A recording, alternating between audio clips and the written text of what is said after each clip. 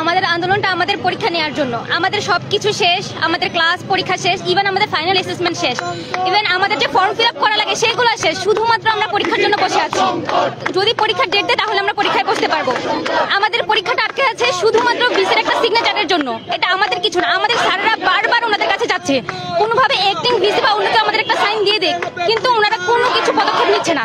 তার জন্য আমরা আটকে আছি।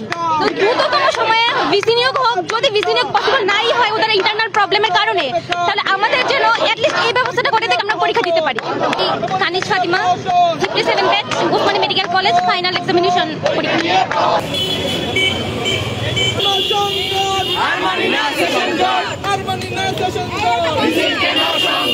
আমাদেরকে বলা হয়েছিল যে আগস্টের শেষের দিকে পরীক্ষা নেওয়া হবে, পরবর্তীতে সেপ্টেম্বর, আজকে সেপ্টেম্বরের 19 তারিখ, আজ সেপ্টেম্বর 19 তারিখ, 18 তারিখ আজকে সেপ্টেম্বরের, অথচ এখন পর্যন্ত আমাদেরকে পরীক্ষা নিয়ে কোনো ধরনের সুস্পষ্ট বক্তব্য দেওয়া হচ্ছে না।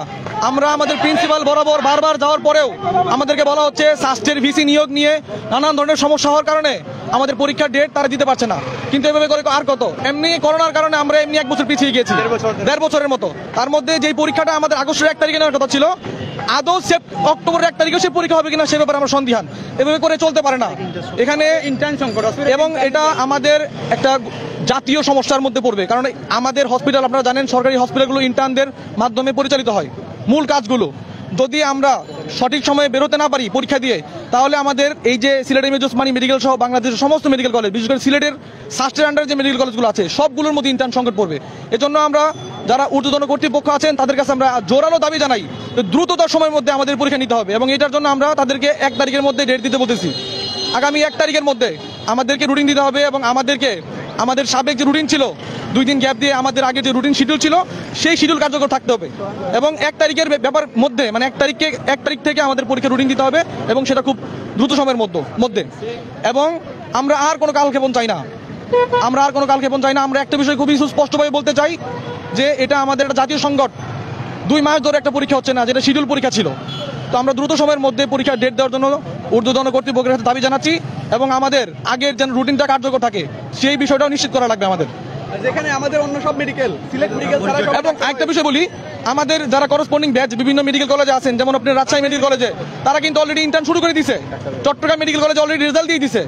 তো আমরা এইভাবে আর কত ইন্টার্ন শুরু হয়ে গেছে চট্টগ্রাম, তো এইভাবে করে চলতে পারে না। আমাদেরকে এই স্পষ্ট বক্তব্য দিতে হবে কেন আমাদেরকে বসে রাখা হচ্ছে। এবং আমি বলতেছি, আমি আমাদের সিলেট এমএজি ওসমানী মেডিকেল কলেজের 57তম ব্যাচের ছাত্র, আমার নাম হচ্ছে মাহমুদুল হাসান সাদিক। আমাদের মূলত একটা যৌক্তিক আন্দোলন। আমরা 2018 সালে মেডিকেল ভর্তি পরীক্ষা দিয়ে ওসমানী মেডিকেলে পড়ার সুযোগ পাই। তো আমাদের করসপন্ডিং আরো 37টা মেডিকেল কলেজ আছে, তারা সরকারি মেডিকেল কলেজে পড়ে। শুধু আমাদের সিলেট বোর্ড বাদে বাকি সবগুলো বোর্ডের পরীক্ষা হয়ে গেছে, সবাই ডাক্তার, সবাই জয়েন করছে এবং ইন্টার্নের বেতন তুলছে তারা 2 মাস আগে। কিন্তু আমাদের ওসমানী মেডিকেল কলেজের আমরা একমাত্র এই বিসির সংকটের কারণে আমাদের পরীক্ষার রুটিন ছিল আন্দোলন আর বিসির কারণে এই রুটিন বাদ হয়ে যায়। এরপর আর কোনো নতুন রুটিনই দিচ্ছে না। তো আমাদের দাবি যত দ্রুত সময়ের মধ্যে হোক, আমরা চাই এই আগামী 1 যে অক্টোবর আছে এর মধ্যে একটা রুটিন দিবে, এবং ওই রুটিন অনুযায়ী আমরা পরীক্ষা দিতে চাই। আমাদের যৌক্তিক দাবি, আমরা পরীক্ষার পরে আমরা দ্রুত ইন্টার্নে যুক্ত করতে চাই। কারণ এই ইন্টার্নে যুক্ত না হতে পারলে আমাদের সাধারণ মানুষের সেবায় বিঘ্ন হবে। কারণ সামনে যে ডিসেম্বর মাস আসবে তখন আমাদের সিনিয়র ব্যাচের ইন্টার্নই শেষ। তো তখন তাহলে সেবা দেবে কে? সাধারণ মানুষকে। ইমার্জেন্সি ডিউটিগুলো ইন্টার্নটাই দিয়ে থাকে। তো এই জন্য আমার যৌক্তিক দাবি, আমাদের এটা 57 ব্যাচের, এবং দাবিটুকু পূরণ করবে কে? কার কাছে এটা মূলত বিসির জন্য আটকে আছে। আমাদের প্রিন্সিপাল স্যার বলছে যে সে রুটিন সবকিছু গেছে, তাহলে বিসি পূরণ করবেন কারা? এখন বিসি নিয়োগের আগ পর্যন্ত অ্যাক্টিং বিসি যদি সাইন করে তাহলে আমাদের পরীক্ষা নেওয়া সম্ভব। তো অ্যাক্টিং বিসির কাছে আমাদের অনুরোধ থাকবে আমাদের দিকে তাকায় দ্রুত একটা রুটিন দেওয়া, এবং আমরা পরীক্ষা দিতে চাই। আমার পরিচয়, আমি ওসমানী মেডিকেলের 57 ব্যাচ, নাজমুল হুসাইন। যদি আমাদের দাবিটা হচ্ছে এটাই যে এখন যেহেতু অ্যাক্টিং বিসি একজন আছেন, ওনার অবশ্যই একটা নির্বাহী ক্ষমতা আছে। নির্বাহী ক্ষমতার আদেশের মাধ্যমে হলেও আমাদের পরীক্ষাটা অনতিবিলম্বে, যাতে আমরা একটা পর্যাপ্ত পরিমাণ আমরা স্পেস পাই পরীক্ষার মধ্যে, এবং সাথে সাথে 1 তারিখের মধ্যে আমাদের যে ডেটটা কনফার্ম করা হয়, আমরা এটাই চাই। আমরা প্রত্যেকবার আসতেছি, হতাশ হচ্ছি, বিষয়গুলো এরকম যাতে কখনোই আমাদের সাথে ছিনিমিনি খেলা না হয়, এটাই আমাদের দাবি।